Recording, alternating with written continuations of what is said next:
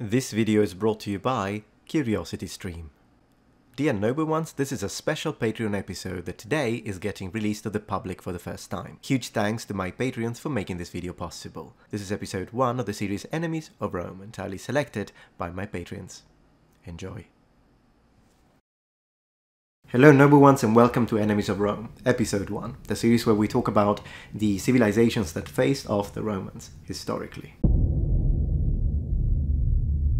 Today's topic is the Carthaginians. We're going to talk about the foundation of the city, historically, the myth about the foundation, their economy, their political organization, their ethnicity, their war.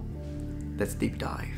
When we talk about the Carthaginians, we're talking about a civilization that could be described as being thalassocratic. That is because of the strong connection between navigation and Carthage. Now, when it comes to the actual date of the foundation of Carthage, not the date connected to mythology or legend or tradition, but the conventional date that is usually considered as to be one of the most probable, then we are talking about 814 BC. The literal translation of the name Carthage can help us have a little bit of a hint when it comes to why it was founded and where it was founded. The word Carthage comes from the original word in Punic, which is the language that we're going to talk about very briefly in a second, and it means new city. In other words, the city was founded in the northern coasts of Africa by a group of people of Semitic origin coming from the eastern Mediterranean and specifically the Levant, so this area on the map, including Cyprus, as they were finding new land to settle in and colonize.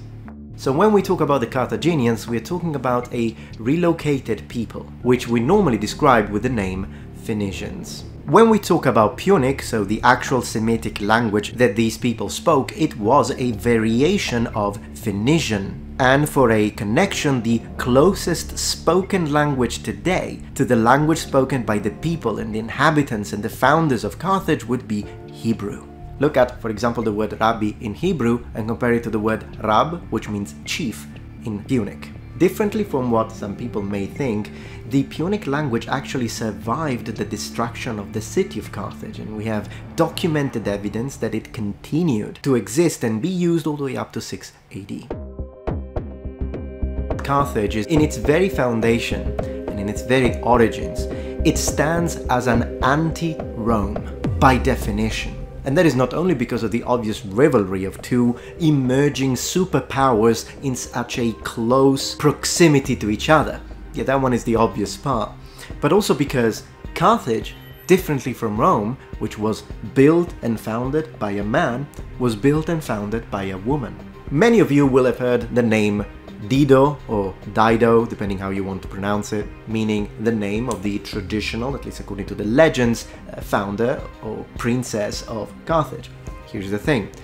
The name Dido, it might surprise you, is not a Punic name. In fact, it does not exist within this language. So why do we say that Dido is the name of the founder? Well, that is because when we look at the earliest mentions when it comes to the actual myth of the foundation of Carthage, then even Virgilio himself mentions the name Dido, and so does Justino. But one thing we need to understand as we briefly talk a little bit about the myth of the foundation of Carthage, we have to understand that this myth was manipulated by the Greeks. It was in fact an adaptation, it probably went through a whole range of modifications, and we do not have access to the original myth. So it's possible that some elements remained, but one of the elements that didn't was in fact the original name. So what was the original name of the princess and founder of Carthage? Most likely it would be the name Elisha. According to the legend, there was a king, and his name was Tiro. And King Tiro had 2 children, a boy and a girl. The girl's name is in fact Elisha. As he was approaching the end of his days, the king decided, my kingdom will be divided equally between my 2 children. But after his death, that did not happen, and the prince took control and started becoming a full-on dictator in the modern sense of the word. After the murder of her husband by the hands of the prince, Princess Elisha decides to leave, takes a whole group of people, including armed forces, and leaves the Levant, reaching the shores of northern Africa. There she will encounter some people, including people from Libya, and she will establish a relation. Initially it's commercial, a trading relationship, but then manages to use some of that treasure and fortune that she brought with her to buy a big strip of land. And on this land she's then told, why don't you build a city? And so she does. This is pretty much, in a very simple term, the myth of the foundation of Carthage. But how much of this can be connected to actual factual evidence based on archaeological findings and material evidence? This episode is brought to you by CuriosityStream, the best place to find and watch documentaries about science, history, technology, travel, nature, and much more.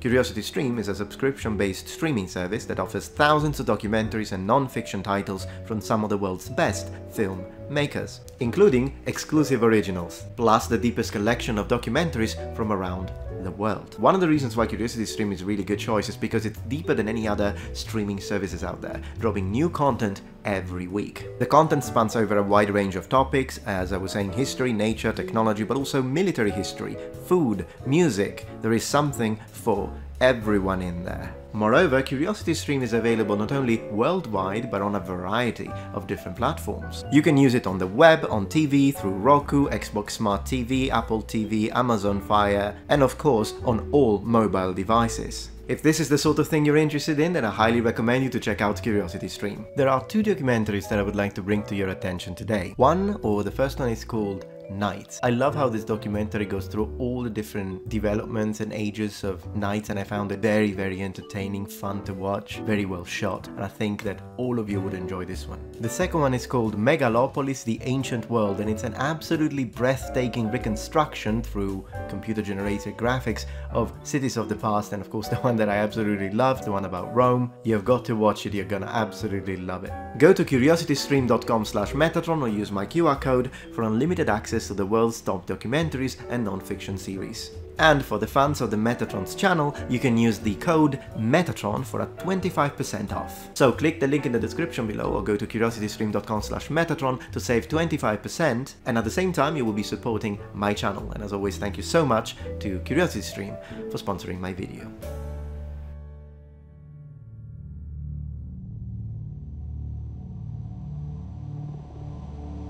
One of the things that can help us understand a little bit more about the origins of such an important and successful trading, commercial city, or hub, if you will, within the Mediterranean world is in fact the ethnic group and variety of the original inhabitants of Carthage. As we said, the Phoenicians are a Semitic people.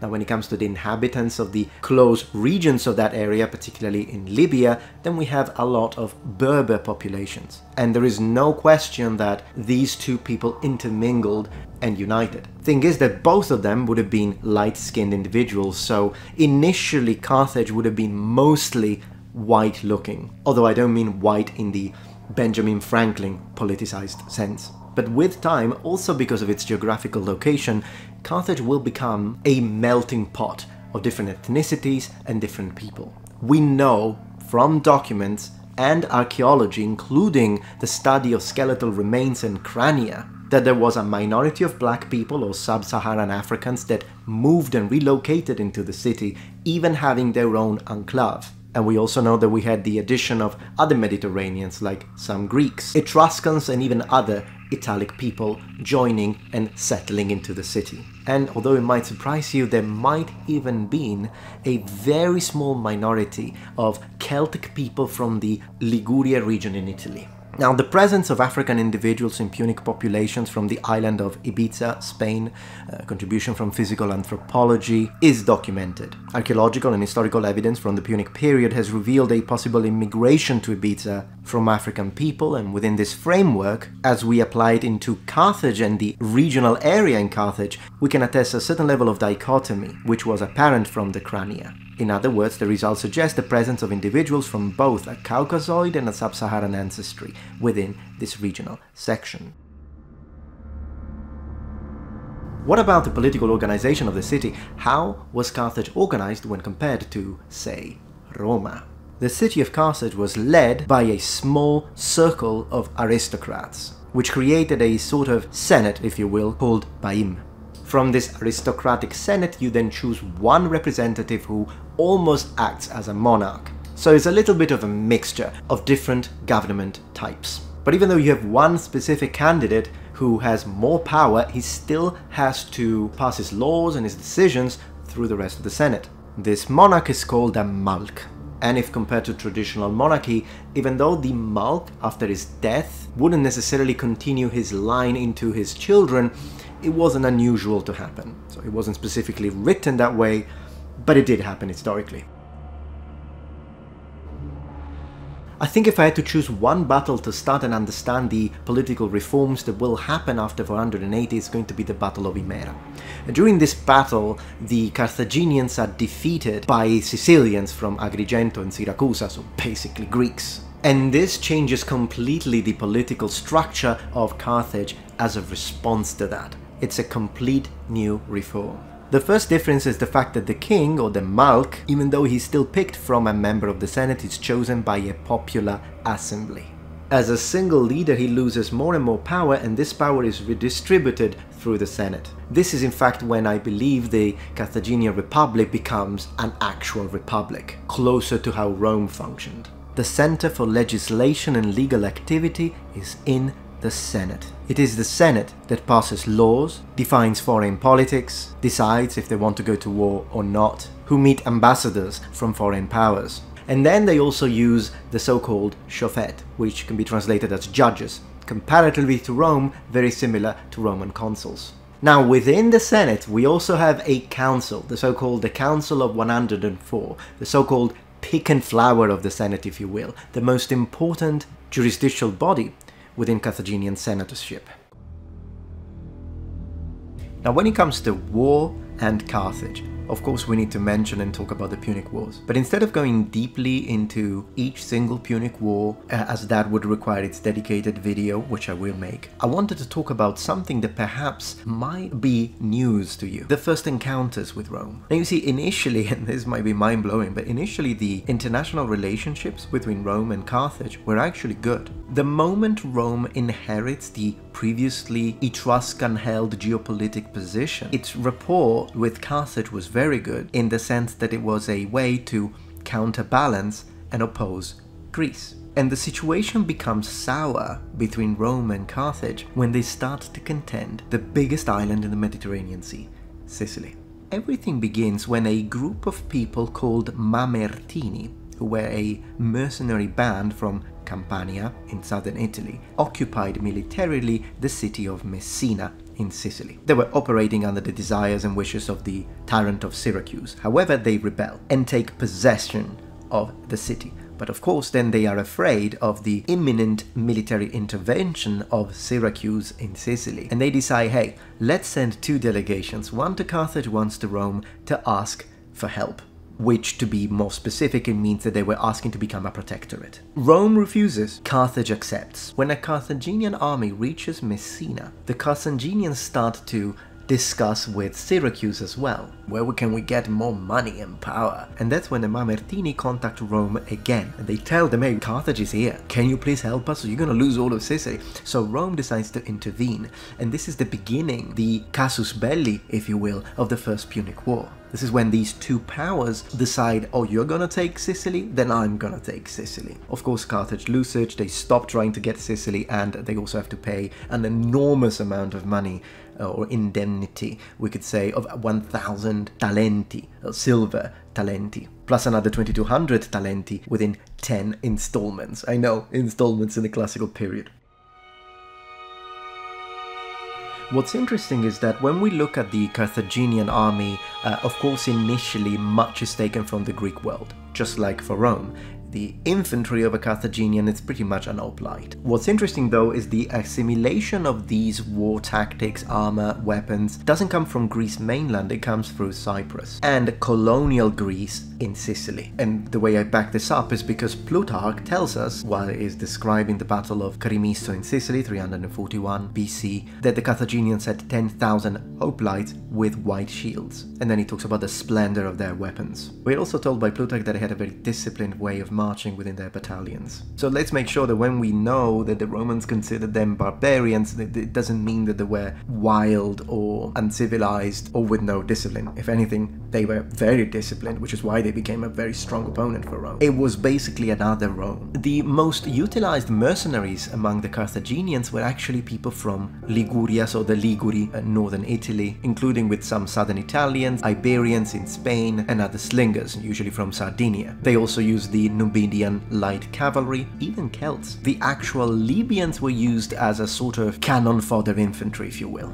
Although with the advent of someone like Amilcare, Barca, there is a massive reform that I can only mention in passing here, whereby the tactics are changed and the infantry is Libo-Phoenician now. The new army starts to operate in manipules, similarly to the Republican Roman army. They ditch the aspis, so the Greek shield, and start using a flat shield instead. Alright patrons, but I think as an introduction on Carthage, at least this as episode 1, shall we say, this will suffice for today, but if you're interested, let me know, and I can make an episode 2, episode 3, episode 13. Thank you so much for your support as always, and thank you for making my content here and on my main channel possible.